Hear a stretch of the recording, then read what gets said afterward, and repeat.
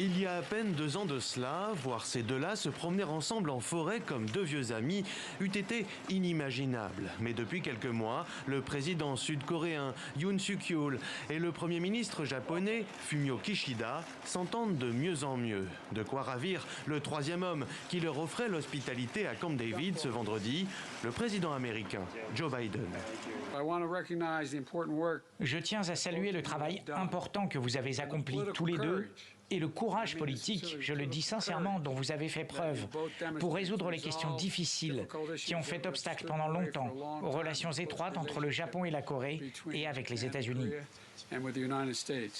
Ces questions difficiles évoquées par l'Américain font référence aux tensions liées à la colonisation de la péninsule coréenne par les Japonais entre 1910 et 1945. Si Tokyo estime avoir suffisamment reconnu sa responsabilité et a déjà présenté ses regrets, c'est le président conservateur sud-coréen qui a tendu la main en proposant un plan pour dédommager les victimes de travail forcé pendant la domination nippone. Mais le véritable enjeu entre les deux voisins tient au moins autant au passé qu'à l'avenir. Ce qui les rapproche précisément aujourd'hui, c'est bien la Chine et ses ambitions territoriales, tout autant que la menace nucléaire nord-coréenne.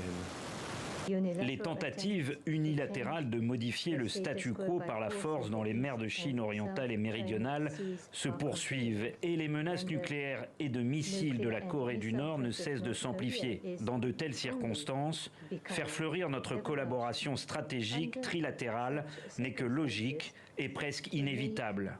Ce sommet historique est aussi une victoire pour Washington, alors que les trois pays vont mettre en place un programme d'exercice militaire conjoint sur plusieurs années.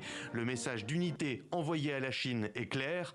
À Camp David, les trois hommes ont condamné d'une seule voix le comportement dangereux et agressif de Pékin.